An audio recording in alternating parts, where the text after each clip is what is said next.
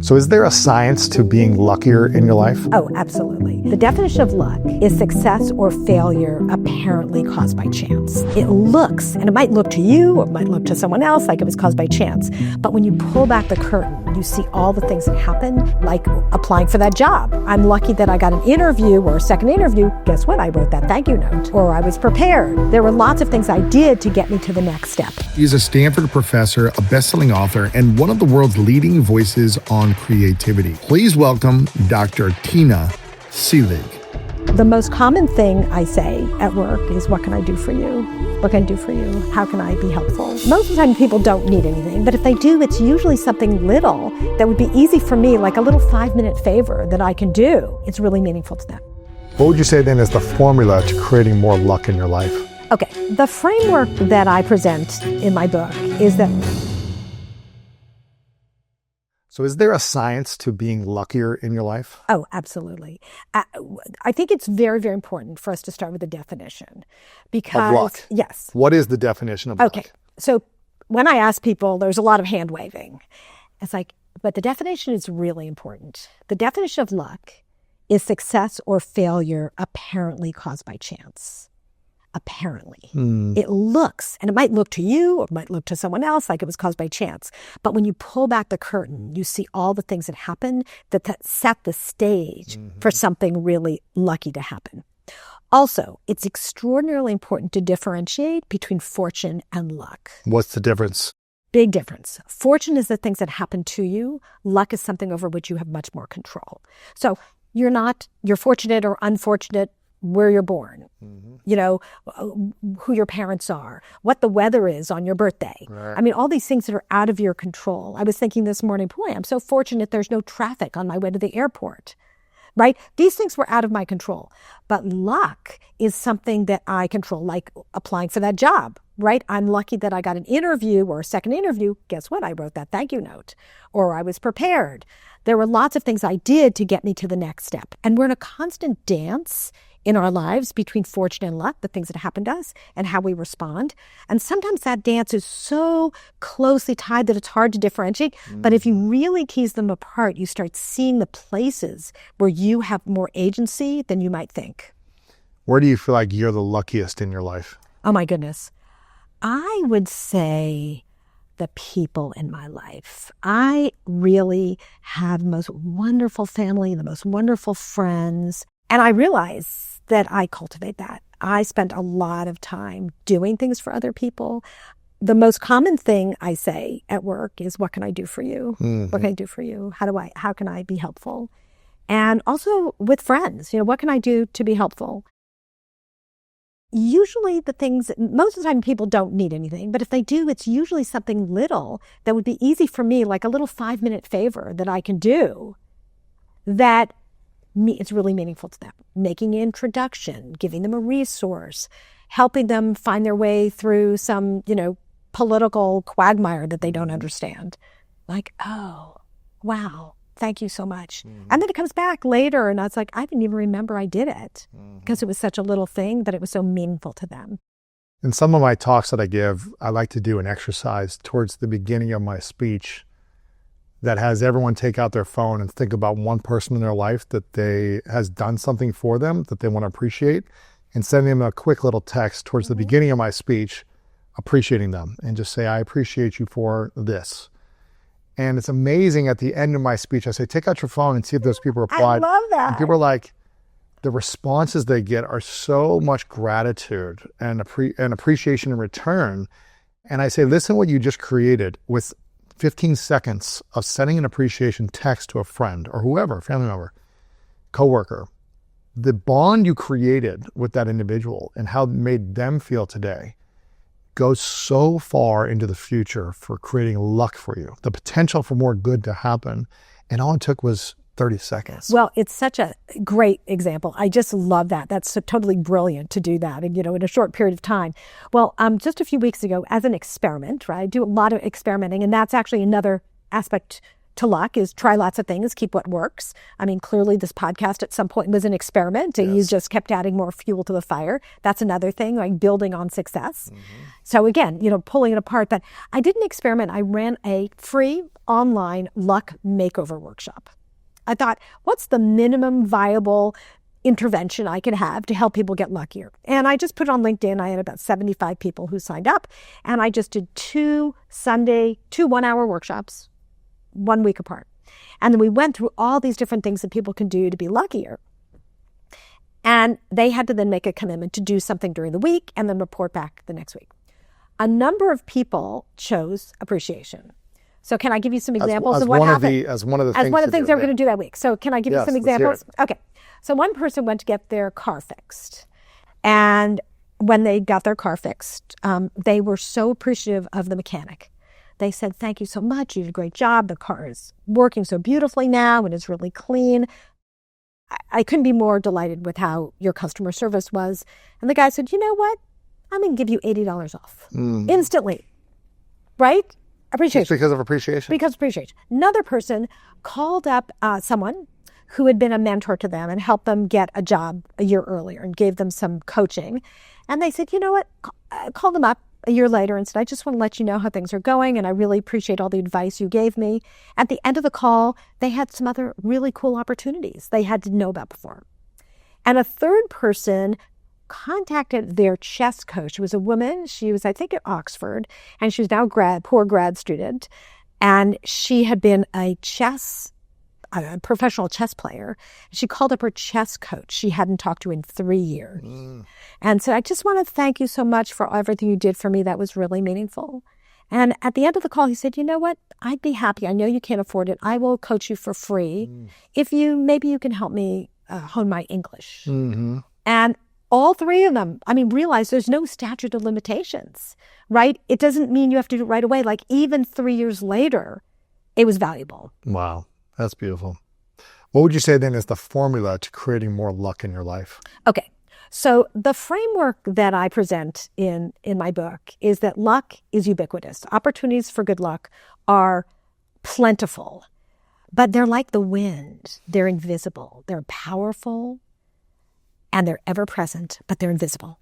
And so if they're like the wind, you need a sail to catch them. And so how do you catch the winds of luck? That's the framework. And so there are 3 things you need to do, major things. One is you need to build that ship. That's all the internal work you have to do. Think of the quote, fortune favors a prepared mind. That ship is your prepared mind. Next, you need to recruit your crew, because luck seldom sails solo, right? You need other people. This is the appreciation plays into that. Team sport. Exactly. Luck is a team sport. And third is, how do you hoist the sail? So that is the things you do every single day to catch that wind that's blowing by. Wow. Didn't you have an image of this too? I do. You want to see? Yes, see it. Well, where did it go? It's right here, yeah.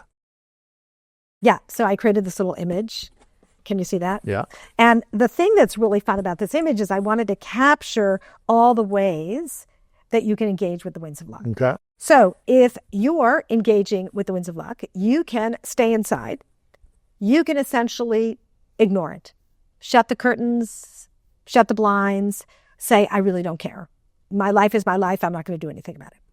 You can be a wind vane on the top of the house. Spinning. Huh? Where you are looking at it, you notice it, but you don't do anything. You know, it's funny. I was thinking about this yesterday because I was giving a talk at a part of Stanford campus I hadn't been to frequently.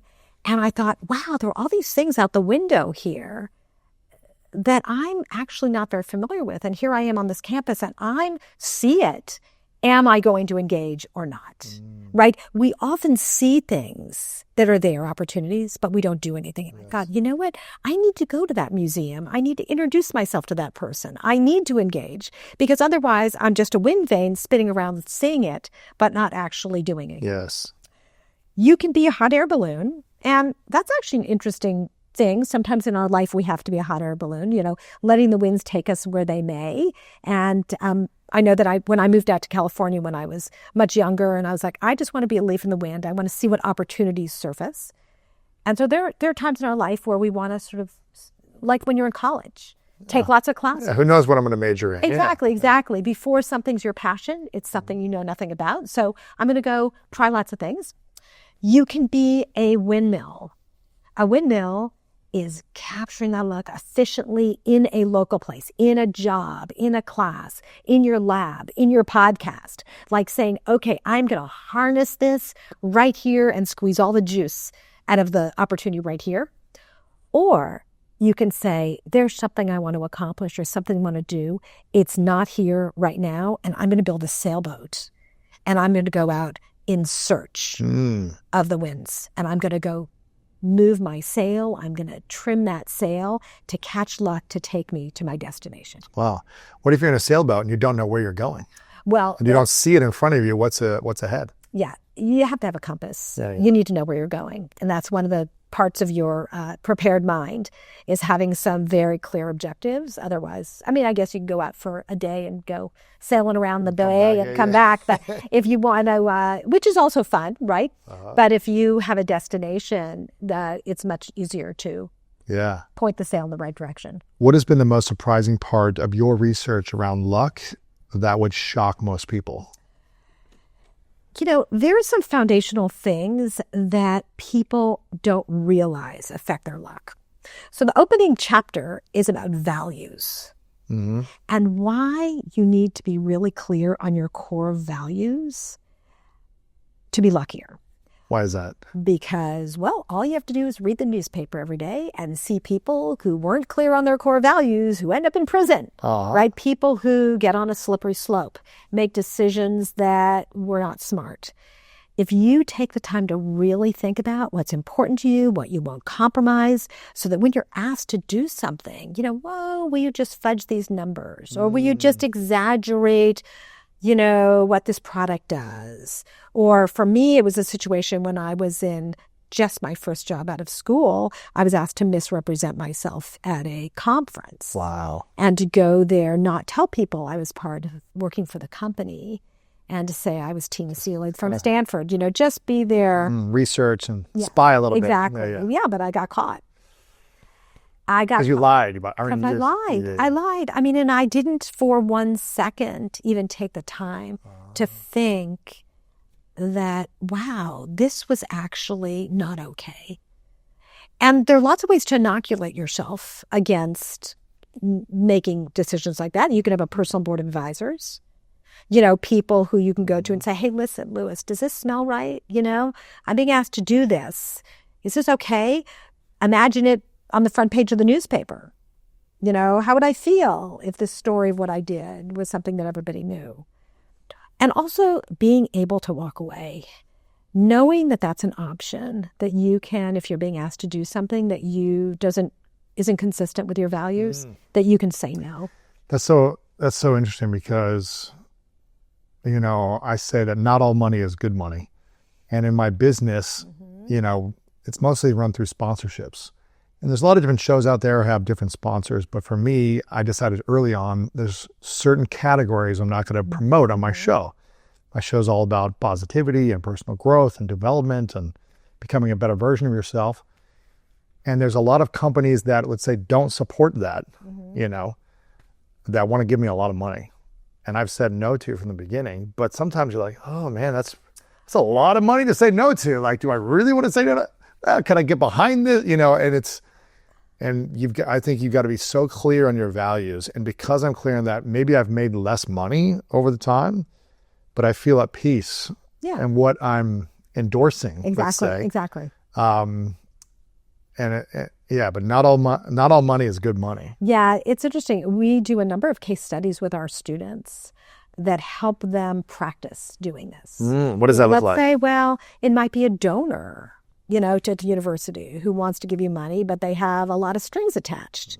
At what point do you say, no, I'd rather not take it, even though it would be game-changing, right? Like, oh my gosh, this is going to help us get out of debt. This is going to help us retain our faculty. Like, at what point do you say, no, I won't do this? There's a case that I use in my classes. It's a Harvard Business School case about a young man who really has a lot to prove in his life. And his boss starts asking him to fudge the numbers. And he's the CFO of the company. Ooh. And, you know, it's really sort of like approving expense reports of things that really are not kosher. But they both have wrong values, Exactly. The boss and the CFO, Exactly. right? But, you know, you're seeing the story from this young guy's perspective. And at what point do you say no to your boss or quit your job? Yeah. Sometimes what happens, though, is you get so far into it that you're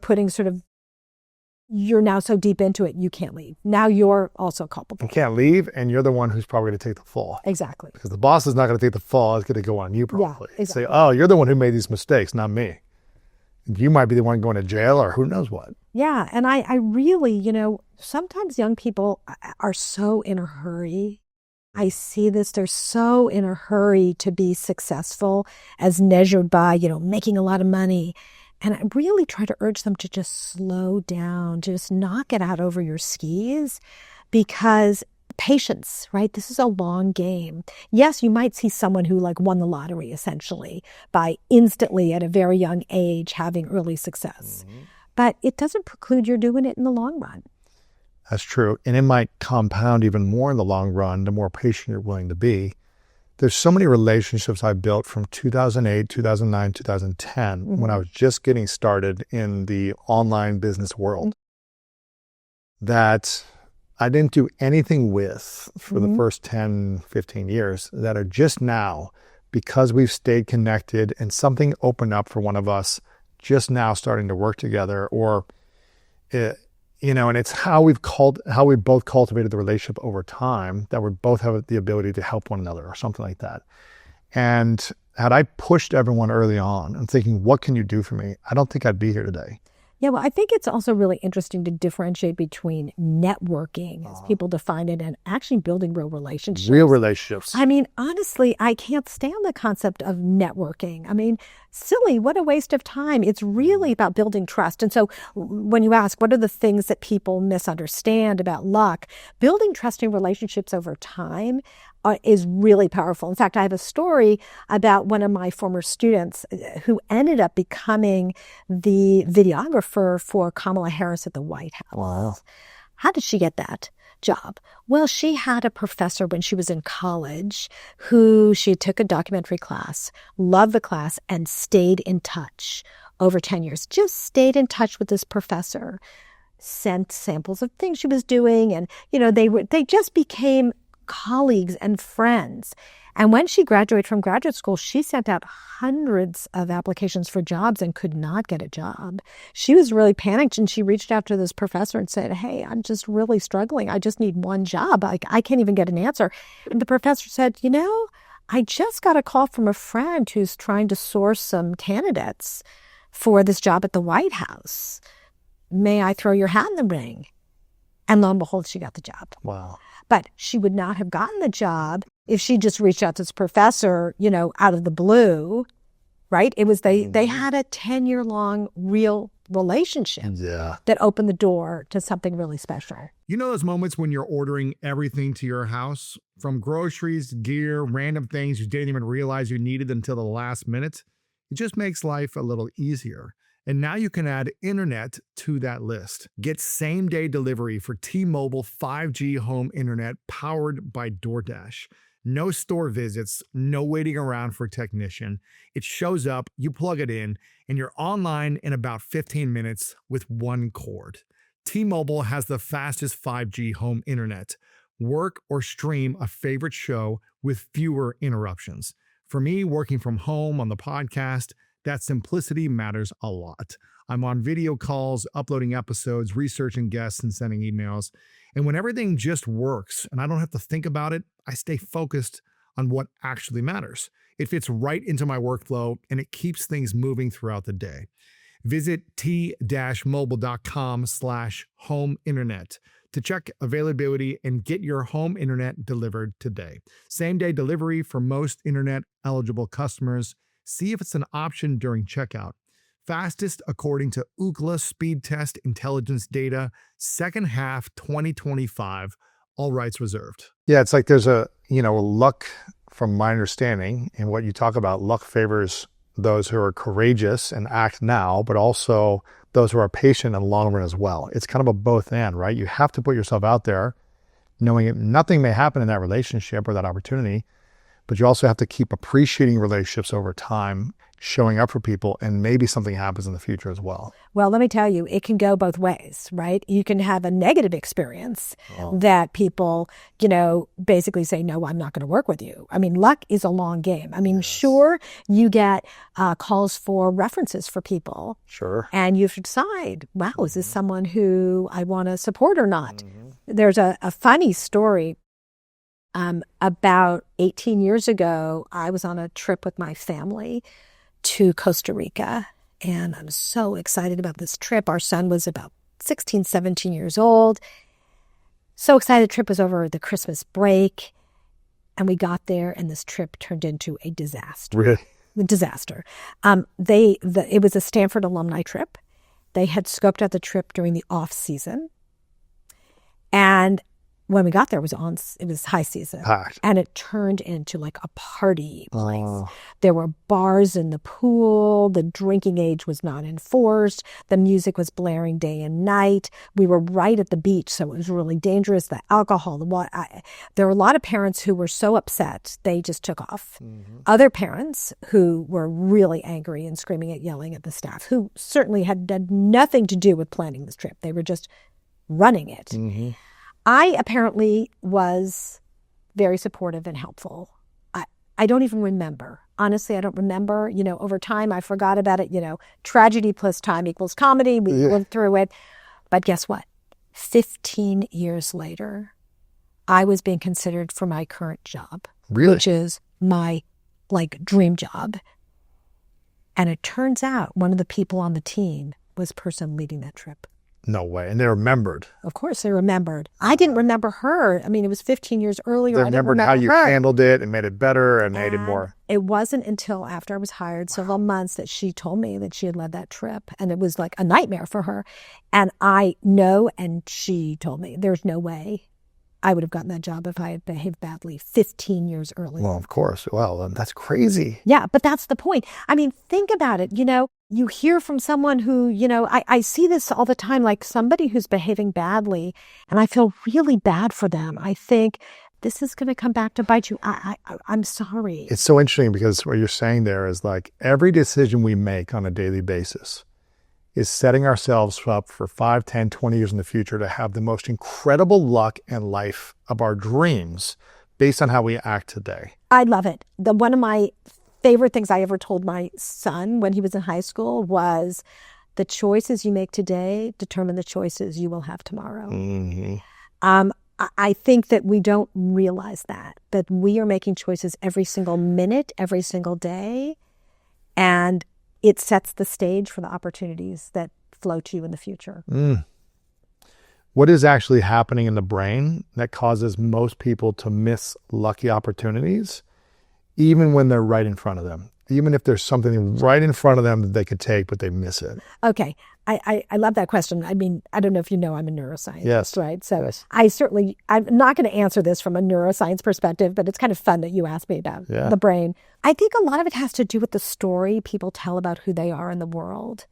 That we all have a story, not just the story we tell about ourselves, but also the story other people tell us about ourselves. We're constantly integrating, how people are treating us and how we think about the opportunities. And sometimes we don't take opportunities because we don't think we deserve them or we don't think we can do it. We limit ourselves. I have because I have so many students, I get to see every single day how their stories get manifest in the world, right? Those people who have a can-do attitude and feel, sure, I can do that. Give me a hard problem. I can crack it. I'll figure it out. I'll figure it out. And the others who go, oh, no, I can't do that. Or I want to be the president of my home country. Or, oh gosh, I would like to, they have very low aspirations for themselves. And I think it's incredibly important for us to each own our story. If you think about it, it's the same skills to do something on a tiny stage as a big stage. And you get to decide what stage you play out your life. That's true. Wow. You get to decide. Now, there's nothing wrong with playing out your life on a small stage. That might be super comfortable and that's what you want. But I think you should be intentional about it. Is there anything that's felt scary to you when luck has come to you? Oh, that's an interesting question. What would be an example? Tell me, how would you answer that?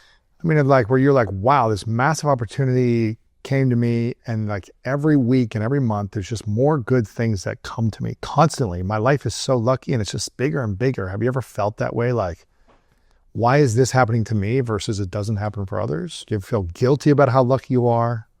When one person, I'm gonna say this in more generically than personally, but when one person in a friendship or in a group of friends, Family is having a lot of luck, Mm-hmm. and someone else is struggling, it creates a lot of tension. Because, the person who's really struggling is probably frustrated, envious, disappointed, and there may be things that they're doing. It might not just be bad fortune, right? It could be health issues. It could be, there are all sorts of things that can happen that really get in the way, that are headwinds that, really push you back. But I think that's the biggest problem when one person is really successful and had a lot of good fortune. Even if they've worked really hard for it, even if they have, it's difficult when there are people who haven't, and that creates a tension. I think the question then is, how can you be as generous as you can to those and help them in a way that would be meaningful? You had another graph here as well, right? Yeah. Can you share what this is? Yes. So one of the things that I spend a lot of time with my students is helping them understand how to take risks. Because Do you have to take risks in order to be lucky? you bet. You have to push yourself. You have to get out of your comfort zone. But let me ask you a question. Are you a risk taker? Yes. Okay. That was a trick question, though, because there are lots of different types of risk, right? Risk is not binary, right? There are physical risks. Yes. Probably you very comfortable taking physical risks. There are intellectual risks, right? Taking on a big problem. Social risks. Social risks, so getting up and giving a talk in front of a big group. Okay. Emotional risks, telling people how you feel. There are financial risks, right? Investing in a company. Political risks, speaking truth to power. So this is a riskometer that we developed in our class where students get to, and you can do it too, you don't have to be a student, map their risk profile. So it's called a spider chart because looks like a spider web. The inside is at the bottom and the ordinate is 0 and then 10 at the end. And so you map your risk profile. So 1 to 10. 1 to 10 10. being you want to take the most risk. Exactly. And you do it in each area. Exactly. Interesting. Huh. Okay. So are you let's start with Political is probably my lowest. Okay. I think you're a pretty high risk taker all the way around. I'm a very high all the way around except for political. Okay, I went so right to the least already. low political, but Yeah. It's more like I don't want to talk about it on my show because I want to be able to have everyone involved. Yeah. Exactly right. You're probably not going to say your opinion No, because you want other people to be able to express. But I also am not as knowledgeable in that category. So I'm also like, well, I don't have as much intellect in that area to really speak about certain things. So, Let's ask questions. Yeah. Right. So intellectual risks. What does that look like? It means a problem. Like, okay, there's a problem. I'm going to solve it. Yeah, I would say it's pretty high then. Pretty high. Yeah. Financial. Pretty high. Pretty high. Yeah. Social is the highest social? because it used to be, that and emotional used to be the lowest because I was so afraid of embarrassing myself, afraid of looking silly, afraid of judgment of other people. And I was afraid of exposing my emotions. So I would mask them when I was kind of in my teens and 20s. So those were the lowest, but I've made those probably the biggest. Well, I love this. Here's what's so important about what you just said. Uh-huh. They weren't fixed. No. You stretched. I stretched. You stretched. And you So said, I want to be able to accomplish this. Yes. Therefore, I need to do this. I need to get comfortable making Yes. social risks. It's interesting. I met someone when I was 23. I was actually learning to salsa dance because that was a big fear of mine. So this was a social risk. Was like being in a Latin dance club as like a tall white guy. Yeah. I was like, I do not belong here based on like society standards. And that's why I went there. So I was like, I want to learn how to belong in some place that I'm not supposed to belong, right? And I met a guy who was an amazing dancer that I was like just observing when I went to the nightclub. And I asked him what he did for a living. Yeah. And he said, I'm a public speaker. I go, man, that would terrify me also. I was like, this is from one fear to another. And he said, let's meet up like tomorrow. We'll go get coffee and I'll tell you what I do or whatever. And he taught me, he was like, if you want to change the world in any way, if you want to change the world at a company you're with or on a bigger platform, you need to be able to speak in front of people. 5 people at a time or 5,000 people at a time. If you want to enroll people, you need to be able to communicate. And he was like, you got to go to Toastmasters, go every week. It's a public speaking class and overcome your fear until it disappears. I love that. And I did that every week for a year. And I humiliated myself and embarrassed myself, but it was my social experiment. How can I improve? And so that expanded on this web of, what do you call it again? Web of? Yeah, this is your riskometer. Riskometer. So that expanded on the social and then also the emotional side expanded when I got into relationships and intimacy and when I started healing wounds of the past and exposing myself by talking to other people about my insecurities from my past. And once I was able to expand those, I felt like unlimited in what I could create. Isn't it amazing? Like I was superhuman almost. It's such a funny thing when you said you went to Toastmasters. A couple of thoughts. One is we teach storytelling. We have an entire year-long program on communication skills for all of our first-year students. That's cool. And they say this is one of the most important things I learned. It should be mandatory. Exactly. Get up, and every week they're practicing telling stories and learning new approaches to know your first and last lines, add in mystery, add in detail, like props, all different all things to help you become a better storyteller. But I also thought, what would I do if I wasn't afraid? Like, what is it? And, it's funny. It was like, oh my gosh, I don't know. It's so off the radar for me that I wouldn't even consider it, is singing. Like I've been told since I was a little kid, you can't sing, you can't carry a tune. So I'm thinking that's your next level. I don't know. That's your next level. Whatever you're afraid of, exactly. the thing you need to step into. Could I actually carry 100% you could, but you got to commit every week for a year. Yeah, but this is your new social challenge. My new. It's interesting because you said before we got started, I want to keep that up for a second because you said, when I asked you before we started, I said, what's the biggest thing blocking people from becoming luckier in their lives? You said the story they tell themselves about themselves. Yeah. And the story that other people tell about you. You heard, maybe it was only one time, but you believed it over and over. Maybe you heard it over and over. You can't sing. Don't go do dance. Do something else. Exactly. Just move your mouth, right? Maybe don't sing because you're not there yet. So whatever story you believed, you've held on to it your entire life, and now it's time, Tina, for you to break free. Okay.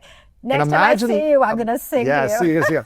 Imagine the next level of luck you create because of the next level of internal freedom you develop.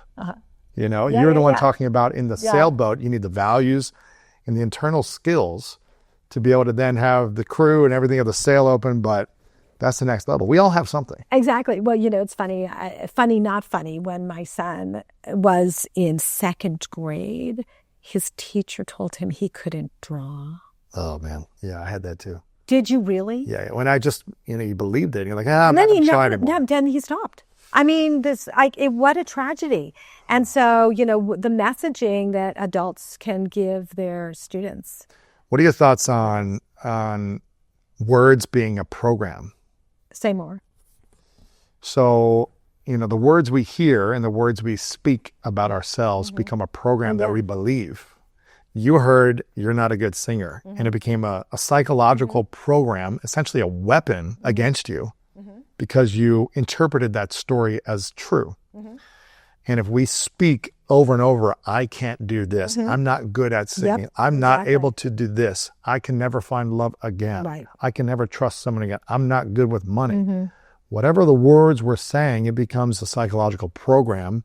And I believe it becomes an imprint in our nervous system where our body starts to believe what we're thinking. Of course. And therefore, we're manifesting that belief in a negative or positive way.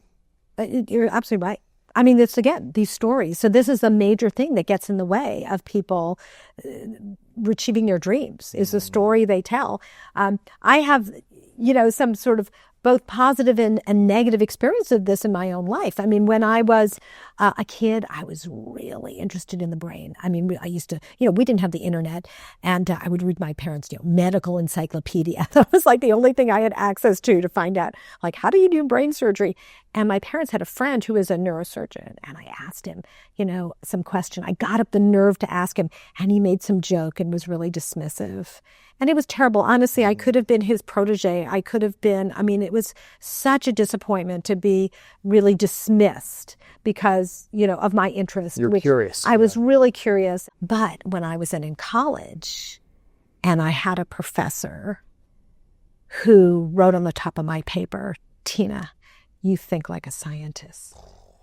Boom. Every cell in my body, every cell shifted at that moment. Isn't it fascinating? It's amazing. When someone gives you that, and I'm very aware of it, that we have such power over what we say to people. Oh, as a Stanford professor and as a neuroscientist yourself, what have you noticed through the study of neuroscience on the words we use about ourselves and the words we speak into others on how it unlocks greater possibilities for their life? Well, first of all, I have not been in the lab for a long time, so I'm not going to speak as a neuroscientist. I just think that we need to really be very aware of those messages and change the story. And we can change the story. I have often asked people to write their life story from different perspectives. Write your life story from perspective of all of the trauma that you've had. Now write your story from all of the amazing good fortune you've had. Now write the story with all the funniest things that have happened to you. And you realize, every single day you have a choice of which frame you want to use. Mm-hmm. So I think I spent a lot of time thinking about framing problems and how you can look at things from different directions to completely unlock new solutions. Really? Yeah. So give me an example of someone is faced with a challenge in their life right now. Maybe something that's really hard they're going through, a breakup, a breakdown, bankruptcy. They're not getting the opportunity they want. They feel like a friend betrayed them, whatever it is, and they're experiencing this challenge right now. How can they tell a different story around that? Not to bypass the pain, but to see it for what it is, to create more opportunities in their life. Having the ability to framestorm, so that's what I call it. Framestorm. Framestorm, that is to brainstorm the question you're asking before you even start coming up with the solutions is really important. Because what you're asking is, you're assuming that you know what the problem is, right? If you're saying, I want to get married, right? Well, what is it that you really want? Is it that you want companionship? Is it that you want security? Is it you want children? There are lots of things. You don't want to be alone. I don't want to be alone, right? So it's really important to framestorm and to think what problem you're really trying to solve before you run to the solution. We so often think that we know what the right problem is. And we race, especially in school, you're like, how quickly can you do your multiplication tables? You rush to the answers. But living in the problem space and really understanding what the issue is at the beginning is one of the most powerful things you can do. Can you want me to give you a fun example from my classes on creative problem solving?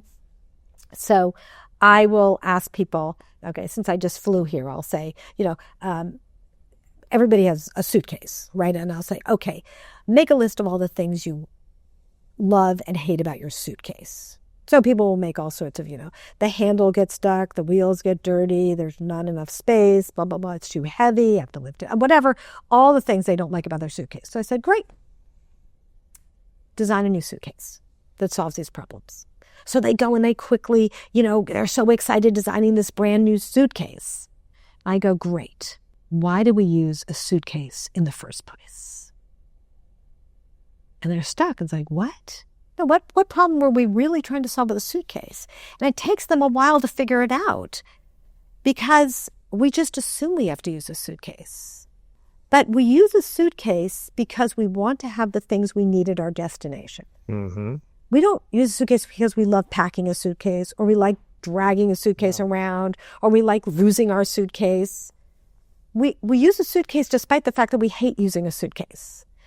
So I go solve that problem, the problem of how do I have the things I need at my destination. The School of Greatness is brought to you in partnership with Airbnb. And when you travel for a big event, you realize how much the right space matters. It's so important. A game, a conference, a tournament, a weekend that you've been looking forward to for months. After a full day out, it feels so good to come back to a place that feels comfortable, grounded, and more like home. That's one of the things I appreciate about Airbnb, because people are traveling for meaningful moments all the time. And having a space that feels warm and welcoming can make the entire experience better. And it also makes me think about how many moments are happening in our own cities all the time, whether it be a game or a tournament or a conference or a big weekend that can bring so many people into town. And for anyone who has a space that they've thought about sharing, those big event weekends can be a great opportunity to list it on Airbnb and also earn some extra income. Your home might be worth more than you think. Find out how much at airbnb.com/host. You know, I go back and forth to Mexico a lot because my wife is a movie star and makes movies there. And so she films a lot of movies there in Mexico City mostly. And we were going back and forth and, you know, I was like, I don't really like staying in a hotel. You know, it's just like a different hotel every time and carrying this luggage and all this stuff. And I go, why don't we just get a small little place and we just have our stuff here for enough for like a week or two at a time that I don't have to travel with a suitcase. So maybe I went a little extreme where I was like, when I go to Mexico City, I just bring a backpack with a laptop and I just show up and I'm relaxed and everything is there for me ready to go. But guess what? You didn't even need to buy the apartment. You could have just left your suitcase. I could have done that too. You could have just like had a hotel where you just leave the suitcase. Or we could ship our stuff beforehand or whatever it is. Exactly. Yeah. Or think about all the creative solutions. What about you've got Airbnb for clothes? Maybe you find your body double down in Mexico City and they just sort of rent you their closet. I like that too. Or my favorite, which I think it used to sound like real science fiction, but what about 3D printed clothes? What if I have my closet in the cloud? And in the morning, I just go online and I go, I want to wear this and this and this. In fact, I'd like that jacket not in purple. I'd like it in green tomorrow. Or I want it in red. Right? And I just print it out. That's happening. I mean, so the point is, we're going to put that suitcase companies out of business. Exactly. Because nobody really wants a suitcase. So anyway, the point I'm making is you need to question the question you're asking in the first place. So when you're really struggling to think about what problem am I really trying to solve for, and then start thinking about, okay, what are all the different ways in which I could address that? Of all the things that you teach at Stanford in your classes, what are the 3 things that surprise you the most, that people get the most benefit out of? Maybe it's something small, maybe it's something not even in the main curriculum, but it's a little off thing, or I don't know. What are 3 things that you get the biggest response from with your students? Okay, that is such an interesting question. Okay, I want to make sure that I really think it through. One would be, so we talked about the riskometer and risk taking. I ask my students what the bottom is made of when they fail. When they fail, what is the bottom made of? What's their mental model of what the bottom is? What do most people say? A black hole, you know, burning lava, broken glass. I was like, really? If you get a B on that exam, you're going to die, you know? So I'm curious, when you hit bottom, what is it made of? It's more like sadness, depression. No, you need a physical. Oh, you need a physical thing. Is it rubber? Is it a trampoline? It's like rocky, cold. Okay. Yeah, like hard. It's rocky, hard. cold. Okay. So this is so interesting, though, because who told you that? Like, where did you get that? And so there are some people who say a trampoline or a safety net. I like that. You just bounce right up. But the thing is, you get to tell that, again, the story you tell. That's cool. And to help people become more resilient, because resilience is one of the best ways to become luckier. Yes. Because every time you bounce back, you get another chance. Yeah, isn't Angela Duckworth is all about resilience and grit, right? Yes. It's like, is she Stanford also? Yeah. No, she's at Penn. Penn, okay. Yeah. Sorry. Close. Oh, yeah. Not as good as Stanford. No, I was kidding. Yeah, but it's all like the key determining for successful people is like grit, and that's really resilience, right? It's like Right. being able to be resilient. Yeah. And try again and try Yes. again. I don't know it yet, right? I haven't done it yet. So I haven't learned to public speak yet. Yet. So that's one, is Or singing understanding. publicly. Right. yet. Yeah. So one would be definitely getting more comfortable with failure. In fact, I have my students write failure resumes, all their biggest screw ups, personal, professional, academic. And it's okay to fail as long as you capture what you learned and what you're going to do differently. Yeah, I think of failure as feedback. It's information that Exactly. telling you what didn't work and what you can do differently to work next time. Well, let me ask you, did you walk the first time you tried? No. Did you ride a bicycle the first time you tried? No. What about anything else hard? What about salsa dancing? I wish. Public speaking? Painful moments for months of just humiliating myself in front of people, you know? Yeah, but now you're probably pretty good. I'm really good. I bet you're I really can good. say that confidently. My wife, who's Mexican, says that I'm better than her. So Okay, as long good. as she Okay, says that. Okay, great. So the point is being willing to what did I do wrong? What do I do differently? Yes. I mean, think as an athlete, you are practicing and getting better and have a coach. Yes. And being willing to own your failures and to move on. So one is about risk taking. The other is about framing and the idea that you really need to understand what problem you're really trying to solve. And that if you live in that problem space long enough and do your real need finding and understand, there's a great famous quote, Einstein, it's attributed to Einstein, which is that if I had a daunting problem to solve, I had 1 hour to solve it, and my life depended upon the solution, I would spend the first 55 minutes framing the problem. Because once I framed it properly, the answer would become obvious. Really? Interesting. So can you give an example for your personal life of what that would look like? Okay, let me Like framing see. the problem and then finding the solution because of the frame rather than just the pain of the problem. Well, let me just see. I want to make sure I get a Maybe good something from the example. past or like, I don't know, like, Yeah. So maybe I want to get a job. Mm-hmm. I really want to get a job, and you're applying, you're not getting it. And you're like, actually, I want to work. I can start my own company, right? So instead of sort of thinking, oh, I've got to have someone else who hires me, I actually want to have meaningful work Right. and I want to have an income. I don't need someone else to do it for me. I could do it myself. Mm-hmm. So that would be an example. Okay, got it. Awesome. And then back to the riskometer. riskometer. If you show that up one more time, Yeah. and people go through this, they go 1 through 10 on each area of like where you're able to take risks at, right? And let's say it expands higher in some places and shrinks in other places. What does that show you when you take this riskometer for yourself? You know, should we be trying to expand in all areas? Well, Do we not want- necessarily. And it's a really good question. You're going to find out, like, okay, some people are really, their risk profile is Shallow. It's really really small. Yeah. Some people are very angular, like it looks like a bow tie. There are a couple of things or 3 or 4 things that they're really strong at and very comfortable taking risks. And others, they're not. Now, one thing that keep in mind, right, people who like are venture capitalists, you might say they're very high financial risk takers, but they're really not because they're trying to squeeze all the risk out of it. They don't want to lose money. Yeah. They want the best team. They want the best product. They want the best market. They want the best timing. They're going to try to squeeze the risk out. Nobody's going to jump out of a perfectly good airplane, unless they know their parachute has been packed properly. So when we take risks, the best thing to do is to take tiny risks like you get a little better, like push a little bit further, right? I'm not going to decide that tomorrow I'm going to run a marathon. If I decided I wanted to be, run a marathon, each day I'm going to run a little bit more. And we all know, I mean, not necessarily all know, but if you get 1% better every day or 1% better every week, it's amazing what happens. Are you familiar with this?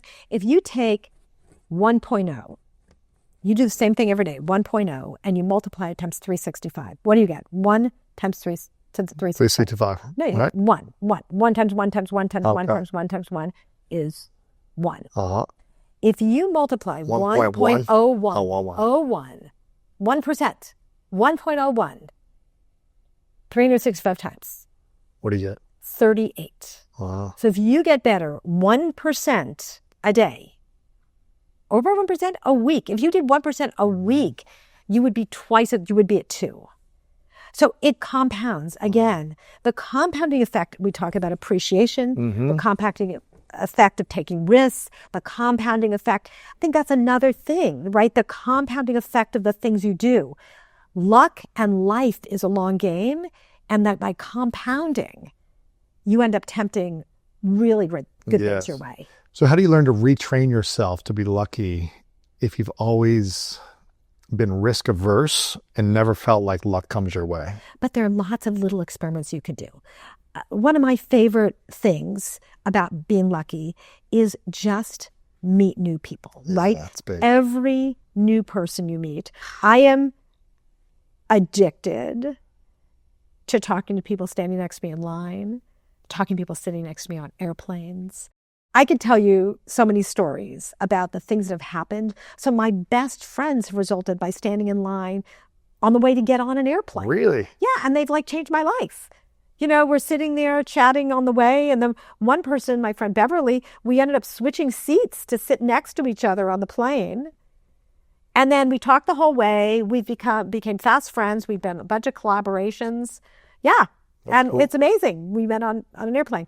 And you took a risk just by saying, hello, how's your day? What are you up tell to? me what's going on. Where are you going? Yes, exactly. And one of the hacks there is, have something with you, whether it's a bag. I usually travel wearing something with a Stanford logo on it. So it attracts, and it's a signal. Say something. Oh, is that Stanford? Yeah, what is it? I went to Stanford. What is that? Trees or something? Right. What is it? Yeah, exactly. And there's something, or you see something someone else has. Oh, that's so interesting. So funny you say that, because I'm from Ohio, and anytime I see someone with an Ohio State hat, I say OH, and you try to get a response, IO, and just a little moment. And it starts something, right? Starts it. Yeah, I'll tell you can I tell you a funny story? Yes. So when Josh, my son, was maybe around 7 or 8 years old, I was at the grocery store. And this man came up to me, and he was with his little daughter, and he asked me how to make lemonade. And I said, it's kind of interesting, because most people sort of knew, mix 3 cans of water with lemonade, but it didn't say it on the can. So I explained it to him, but I was sort of curious. So I got in line behind him, right? I took a little risk. I got in line behind him at the grocery store. And I said, hi, I don't recognize your accent. Where are you from? And he said, I'm here from Chile. I said, really? That's interesting. What brings you here? And he said, well, I'm in town to learn about entrepreneurship. I'm going to be taking over my family's business, and I'm here in Silicon Valley to learn about entrepreneurship. I said, so interesting. I run the Entrepreneurship Center at the School of Engineering in Stanford. Here's my business card if I can be helpful. Well, he reached out, and I introduced him to some people who could be helpful. He ended up bringing an entourage of people to Stanford. I helped them just secure a space, things that were easy for me to do. End of that story, but we had sort of stayed in very loose touch. I then, 2 years later, was going to Chile. I was running a conference in Santiago. So I reached out to him, and I said, hi, would you like to get a cup of coffee? And he said, sure, that sounds great. But as the time came up, he said, I can't get away. But do me a favor, bring a couple of your colleagues with you and meet in the lobby of my building, my company's building. So I grabbed a couple of people, didn't know what was going to happen. We went over there. We got met by one of his colleagues, taken to the roof of the building. We got invited to go onto their helicopter and flown around the city of Santiago. Wow. Up to their family's ski resort, and then back down. How lucky, right? It's cool. But of course, most people think of luck as I'm turning lemons into lemonade. But that's an example where I'm turning lemonade into helicopters. That's cool. Right? And that's the way it works. It's like there is $1 million in every room. It's up to you to find it. Oh, man. And if you think of life that way, that there is $1 million in every room, and it's a game. Who should I know here? Who's going to be my new best friend? Who's going to be my business partner? So true. I feel like you and I think a lot alike in that way, because I didn't grow up thinking I had the intellect from school. I was in the bottom of my class, and I didn't feel like I had skills outside of sports. but I could ask questions. And I was very curious, kind of like you were with that person when you were younger trying to ask someone, but you got stunted in being curious. But I always had the courage to ask people much older and wiser than me, like, man, how'd you do that? Tell me more about this, or how you overcame this. And just being fascinated on how people became who they were. And I didn't have to have any other skill or talent other than curiosity and being present. I love it. Curiosity is so important. I mean, it is a superpower. And I learned how to be curious from my father. Really? My father was the most curious person in the world, and he taught his grandkids to me, but also I watched him with his grandkids. Here's something you can do with your 2 daughters. Yes, tell me. Okay, this is really a fun thing he used to do with his grandkids. Whenever they would go into a new room, it could be a restaurant, it could be a party, it could be somewhere, he'd say, okay, look around. Take a minute to look around, and then say, shut your eyes. And he would test them. How many windows are there? Mm-hmm. What color is the carpet? How many doors are there? What kind of light fixtures? And how many tables are in the room? And they got so good at observation because they always knew their grandfather was going to test them on paying attention. Observation is a superpower. Yeah.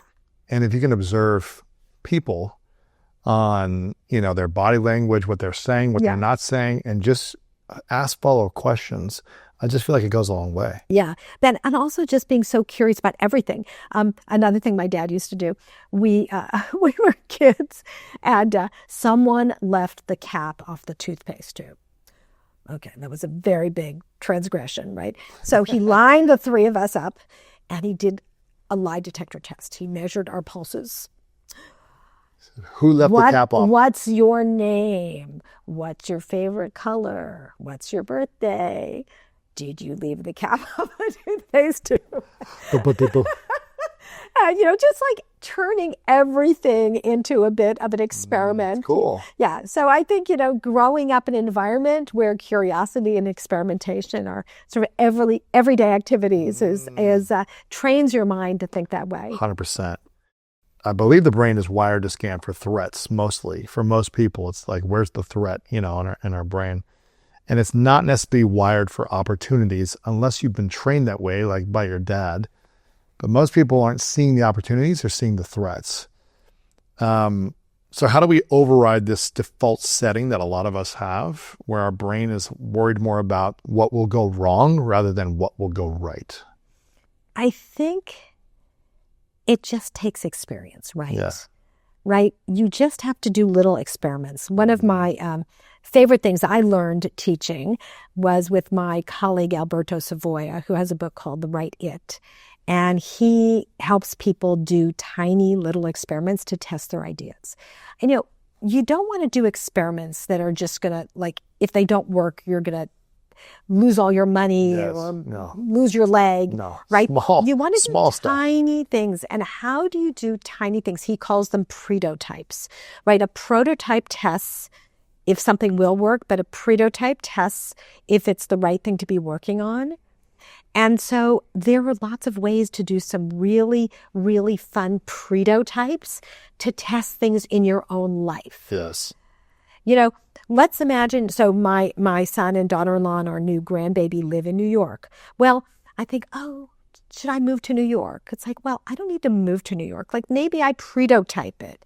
Maybe I stay for a month, and see if I like it, right? You don't have to go.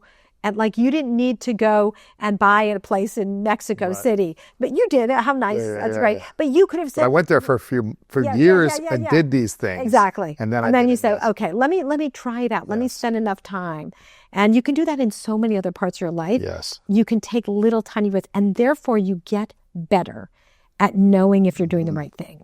A lot of people in their manifestation or visualization space and the mindset space think about the idea of just thinking of something and they're going to manifest it. But a lot of your research talks about luck heavily rewards people who act and who move and really take action. Where's the line between getting your mindset right and thinking and believing something is possible versus acting consistently to create that luck? Yeah, the concept of manifestation is really funny to me because, yes, it's a starting point to envision where you want to go. That's like having your compass and knowing where you want to go. But you have to do something, right? I can't manifest getting into medical school, right? I can't. Now, I have to say, one of my students, he told me the story, which I thought was brilliant, which he writes a letter to himself from the perspective of the future of all the things he's accomplished. I love that. And he writes it in blue text. And every time he accomplishes something, he turns the text black until finally the whole letter is black. And then he writes a new letter. And so by writing this letter, he sort of sets an intention, but then he has to do it. So he actually went to medical school. So he said, I want to go to medical school. And so what he did is, it's like, I need to go study for my MCATs and I need to go write my essay and I need to go do all of these things. So the manifestation is really about setting an intention. You had to set an intention to salsa dance. Yes. You were not going to learn to salsa dance by, thinking about it. Yes. You need to get out there and move your feet.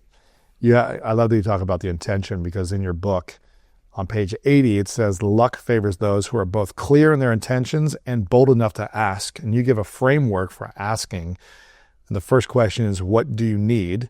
Who will you ask? And how will you ask such that it is likely to get a lucky response? Okay, this is important. Okay? Give it to me. All right. You need to ask for what you want from people who can help you. But you need to know how to ask in a way that they're likely to say yes. How do you do that? My guess is you get a lot of people asking you for things. All the and time. Sometimes you just hit delete. Oh, yeah. And sometimes you answer right away. Yep. So first of all, people need to do their homework, right? They need to know, like to say, hey, listen, I know you're an expert in XYZ. I listened to your podcast. I have one question for you, right? Ask for something little. Ask for something that is very specific to the person and do your homework. Don't say, can I meet you for coffee tomorrow? That's another way. Can I meet you for coffee tomorrow so that I can pick your brain? No. What? Read my book first. Yeah. Go listen to a podcast. I've taken everything I know and put it in this content. Please do your homework. Mm-hmm. It's interesting. It's really funny. This last week, there was a little bit of a aha for me. This woman said, I'm on campus this summer. Can I meet you for a cup of coffee? And I said, I'm really busy. Why don't you send me one or two questions and I'll do my best to answer. She then wrote back and she said, I just bought your book. Would you be willing to sign it for me? That's good. That's good. I like that. I was like, of course I'll sign my book. If you're going to come to my office, I'm sure. Exactly. And now I said, of course. Yeah. So come on over. And of course I'll have 15 minutes with her when she signs the book. But she was going to go read the book and it was like, and it's not that she needed to buy the book. Like that was not the issue. No. But she was doing something that indicated that she was doing her homework. And she also found something that would resonate with me, So here's a great example. I love this example. So this young man named Oliver reached out to me. He was living in Japan. He had graduated from college and decided he wanted to live in Japan and have an experience living somewhere else and having a brand new experience for a couple of years before he moved back to the States and got a job. He watched my TED Talk on luck, and he said, it really resonated with me, and I want to become a luck coach. Would you be willing to talk to me? That's cool. So I said, that's cool, and I just started working on this book. So I said, sure, I'm happy to talk to you for a few minutes. So I got on a call, and we had a very nice conversation, maybe 5-10 minutes we chatted. And then afterwards, what did he do? What did he send me? Thank you. Thank you. Yeah. He sent me a thank you. But he didn't stop there. He sent me a list of 10 things he could do to help me with the book. Wow. Wow, right? Like real things. Real things. Like, here are 10 things I could do. I understand you're writing this book. Here are things I could do to help you. Nothing was on there that was exactly what I needed. But I was so taken with his initiative that I asked him if he wanted to be a research assistant for the book. You have to realize I've never, ever, ever had a research assistant for a book. Like, that's not something I do. But I thought, I think he could help me. And so I hired him. And there's now a whole chapter about him in the book. Come on. And the things he does to become luckier. And it started with him just asking a favor, but then building on it. And it goes back to chapter 7 on here, page 81. Appreciate luck. Luck favors those who give thanks. Goodwill grows into good fortune. Exactly, which is where we started. He was creating goodwill for you, saying, how can I help you? Here's ways that I can help you. He was very specific. He was even asking, how can I help you? Which is also not even, it's not a bad thing to do. I think him saying, here are 10 ways that I could help you. Yes. Makes you not think of, okay, here's what I need help I have with. to figure out. I have to come up with the work, right? Not that it's a bad thing. I think offering, hey, how can I help you, is a great starting point. But the next level of that, the advanced, the extra credit version of that, speaking in professor talk, is here are 3 things that I see might be helpful for you. Right. I see you're struggling with this thing. You know, you see someone and you go, let me help you with that. Yes. Right? I know you're working on this thing.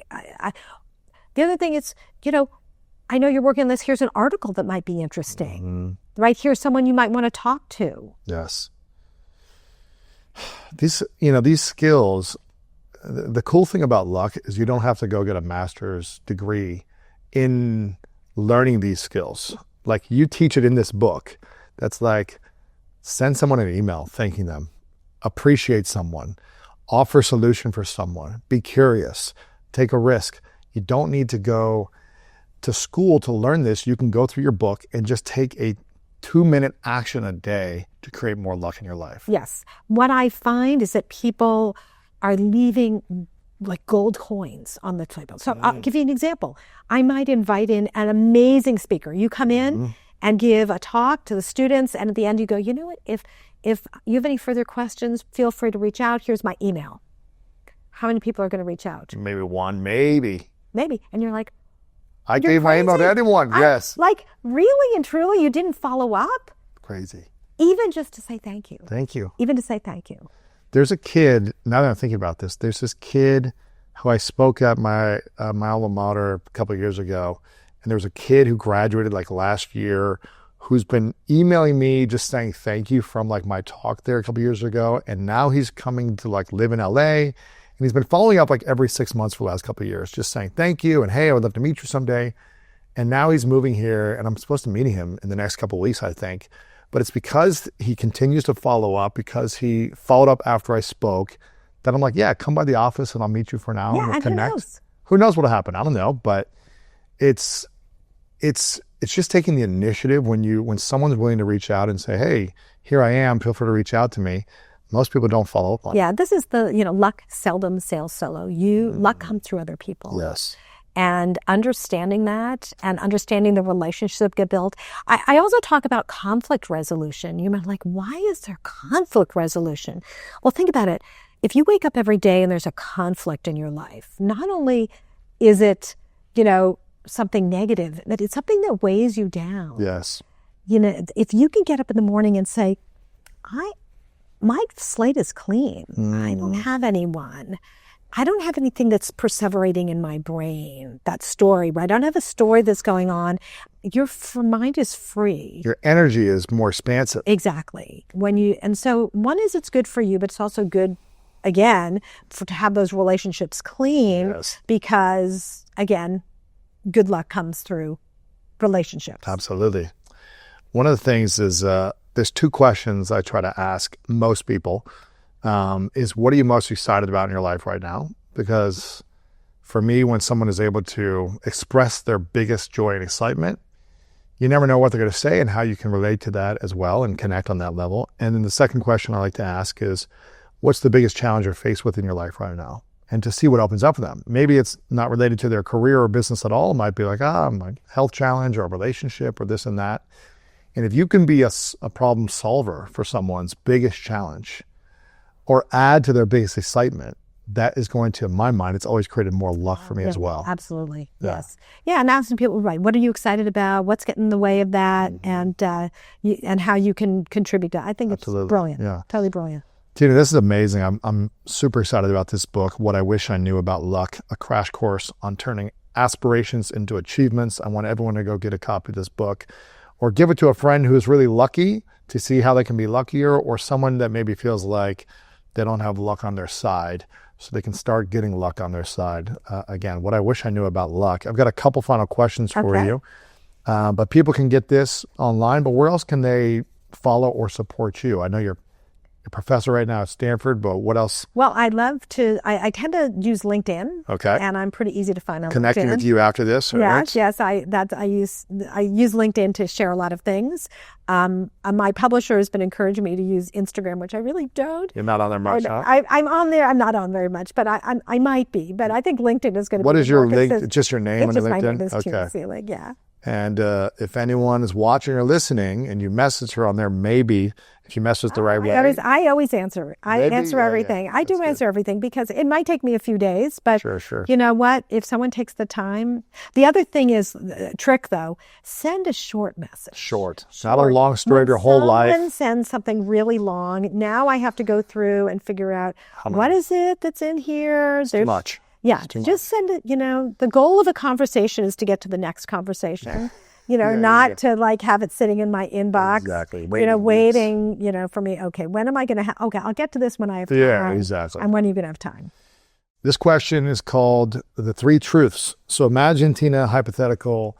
You get to live as long as you want to live, but it's your last day on earth, many years away. And you get to create and do all the things you want to do, but for whatever reason, you have to take all of your work with you on the last day. So this book, you're the 30 books that you have by that point, this conversation, it's gone, hypothetical. But on the last day, you get to leave behind 3 lessons to the world. I call it 3 truths. What would that be for you? Okay. Well, I can tell you I did my homework. I know you did. You came prepared. So I've actually had some time to think about this, which was Most really people don't. fun. They're like, Yeah, it was really but I've really thought about it seriously. What would the 3 truths be? So the first one is that we all have more agency in our life than we might think. And whenever we feel stuck, to realize what are the things I really do have, what can I do with what I have? Yes. Constraints are often an incredible stimulator of creativity and problem solving. What do you have? Yes. Where is the agency that you have? Okay, that's one.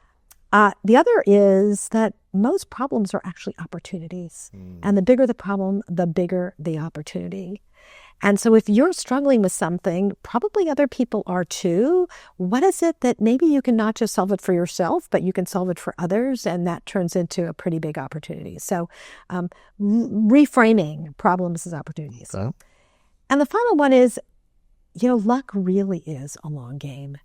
And we are investing. I love the appreciation appreciates. So I'm going to quote you on that. I'll give you attribution. Cool. Is that... it is a long game, and we are investing every single day. And the more you invest, the more comes back to you. It really, really happens. I can tell you that, I wrote a book, What I Wish I Knew When I Was 20. And I really wish I knew these things when I was 20, because at that stage when you're sort of primordial and you don't have much you can do except for just investing. Just invest a little bit every single day, and the payoff is truly remarkable. Well, 2 things, Tina. I want to acknowledge you and thank you for being here. Thank you for coming down here from Stanford and for having so much excitement and passion about this, because I believe the world makes room for passionate people, and you have created luck in your life in so many different ways, from creating a beautiful, rich life for yourself, I think, because of your passion and excitement. So I acknowledge you for that, and I thank you for being here and sharing this wisdom with my audience. Thank you very much. This is a huge opportunity. I could not be more delighted, and thank you so much for inviting me to join you. I am learning so much from your podcast, and I know it's just the beginning. Thank you. I have one final question. What's your definition of greatness? My definition of greatness, I think it's different for every person. It's about finding who you are in the world and resonating. I am a strong believer that before something's your passion, it's something you know nothing about. And so you need to experiment and try lots of things until you find like, oh my gosh, this is what resonates with me. It wasn't until I was 41 years old that I ended up in a job that just finally sang for me. I changed careers, not just jobs. I used to joke, I used to change careers every 2 years, whether I needed to or not. I mean, really, I started as a neuroscientist, then I ended up teaching entrepreneurship to engineers. That there's a lot of pivots in there. Yeah. And I can tell you that when you find the place that really resonates, it's remarkable. And so it's different. Greatness is different from every single person. It's about finding your place in the world. Yeah. Dr. Tina, thanks for being here. Appreciate it. Thank you so much. It was really a joy. Amazing. Our brains are not equipped to have access to everything everywhere all of the time. Since the introduction of infinite scrolling, people have gotten more bored. If you give people like 20 videos that they can scroll through, they'll be more bored than if you just take one of those 20, give it to them, and make them focus on it. If you have tons of options to do something you've seen before or that's easy or convenient,